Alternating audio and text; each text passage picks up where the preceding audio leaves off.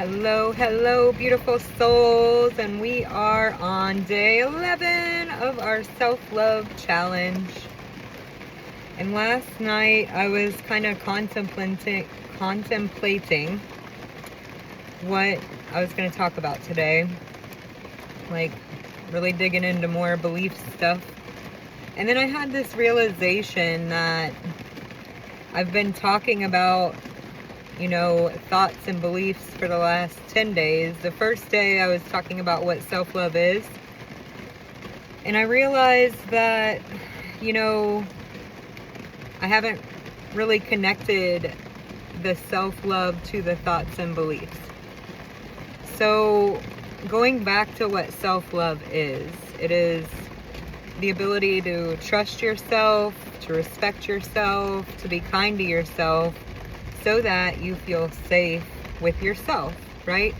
You can imagine, like, if you're in a relationship with somebody else, and like how you would treat them, how you would, express your love to them, and kind of point that towards yourself.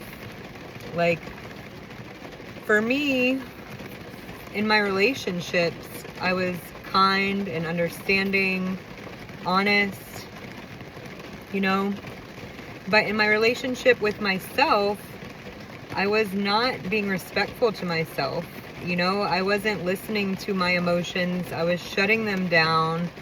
I was running these thoughts in my mind like, you're a piece of shit, what the fuck is wrong with you? Like, just terrible, terrible, terrible stuff that I would never, ever, ever in a million years expect someone to stay in a relationship with me if I were acting this way, right?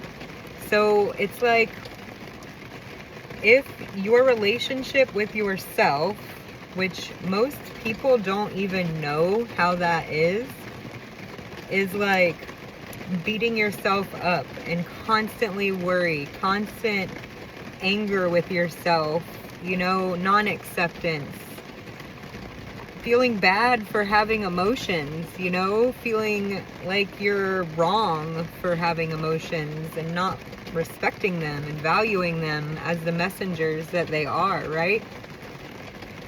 That's how the thoughts and beliefs are connected to self-love.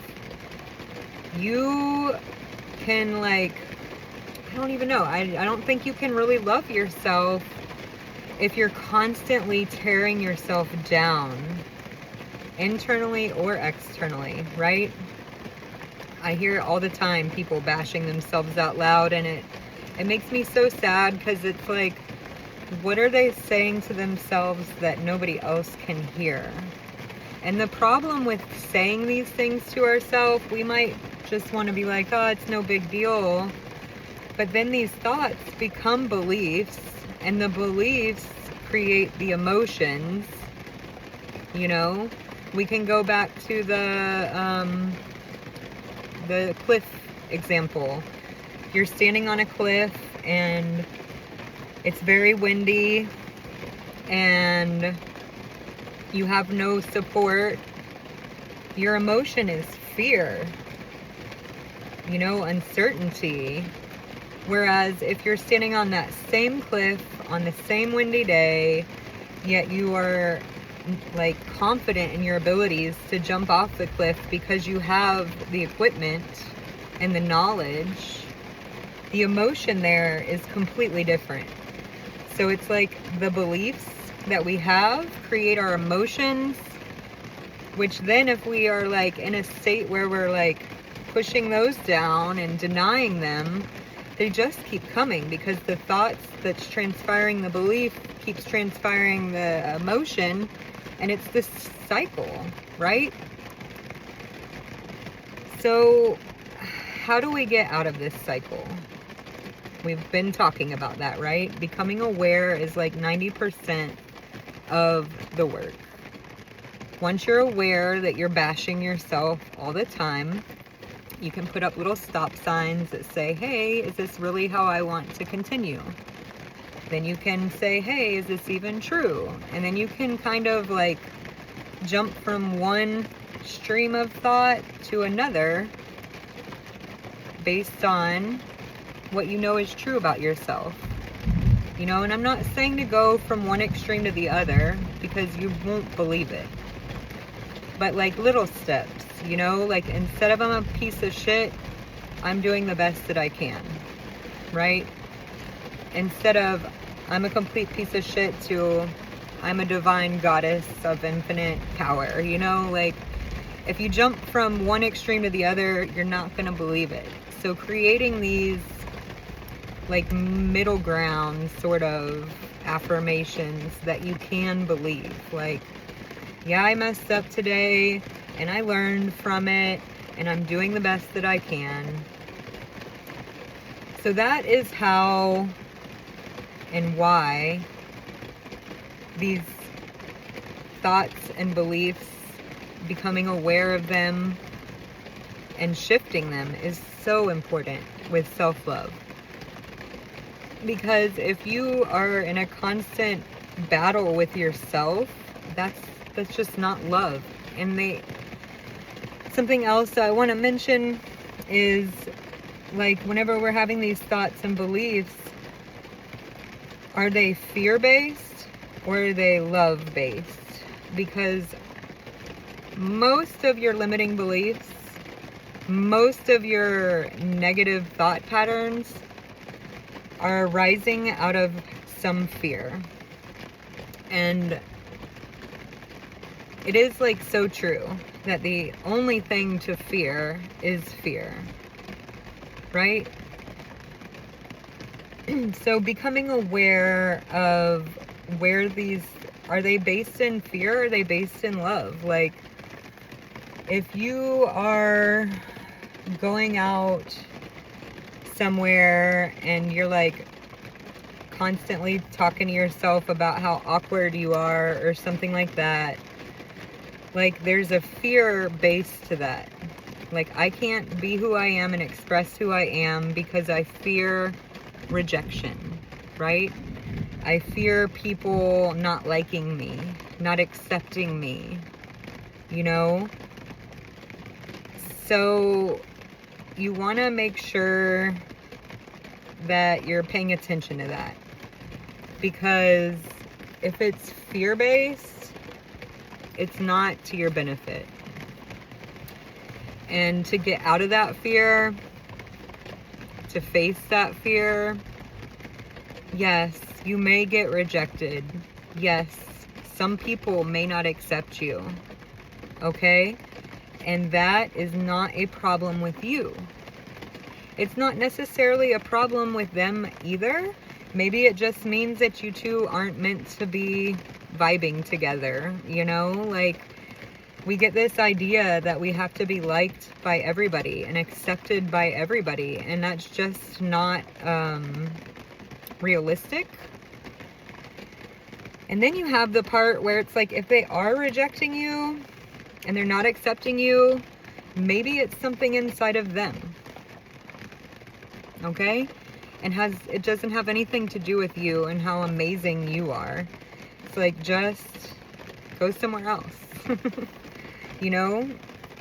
Find people who do accept you and really treat them well, because, you know, they're your people.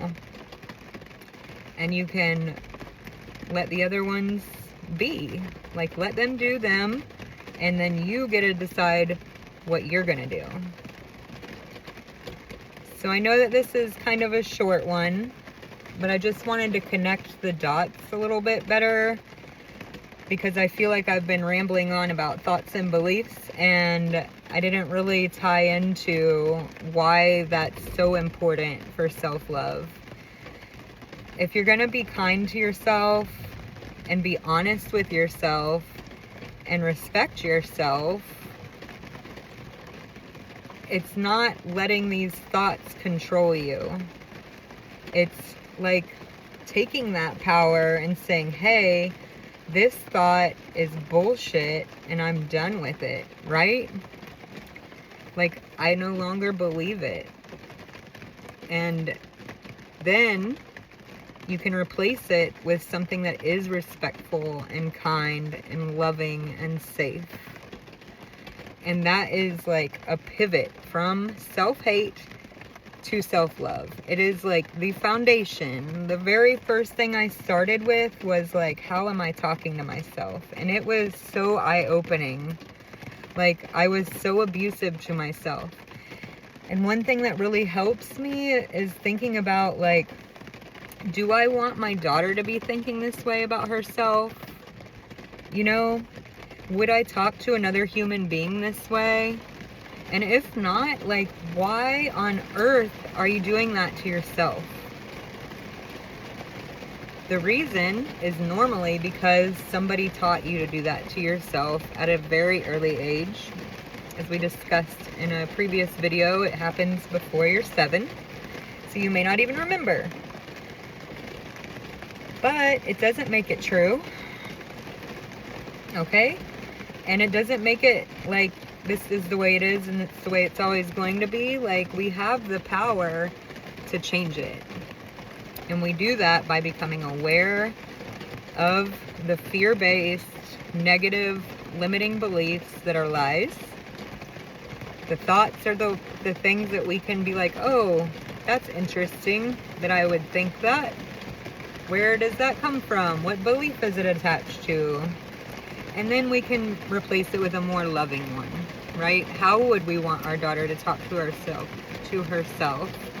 How would we talk to somebody who we're in a relationship with whenever they have a mistake? You know? So today's challenge is a little different. It is where I started on my self-love journey. The first, like external activity, I guess I'll call it, that I did. And so, have you ever heard people say that, like, their food is made with extra love? That's like a real thing. And the same goes for water. They say water holds memory. If you've watched Frozen, you know, Olaf will tell you. So, focusing on love in your body, and if you can't find the love for yourself, which was me whenever I first started doing this, I couldn't find any self-love inside of me because I had been berating myself for too long. So what I did was I focused on the love that I have for my kids. And you can use anything like flowers, rainbows, whatever, your husband, your mom, like whatever it is that you really feel a lot of love towards. Feel that love in your body and get a cup of water. And I want you to focus your love energy on the water and then drink it. And imagine that love just nurturing you and flowing through your body. And if you do this often, you may notice that it becomes more easy to source that feeling on your own. Another thing that hit me whenever I was doing this was that love that's in me isn't someone else's. Like, I focused on my kids initially and how much I love them.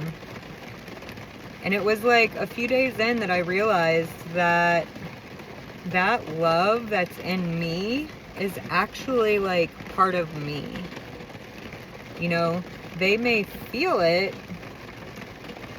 but I made it. Like, it came from me. So what it does is it kind of like helps you start flexing these love muscles.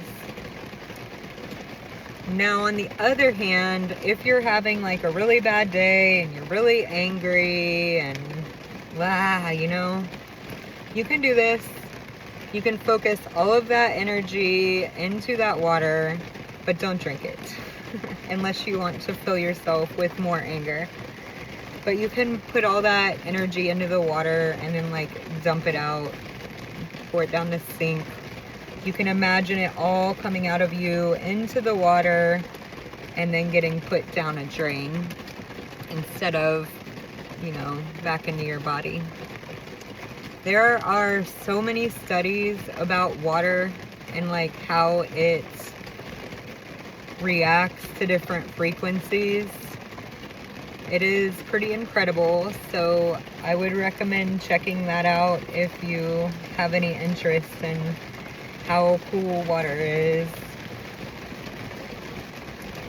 Okay, I'll see you guys tomorrow.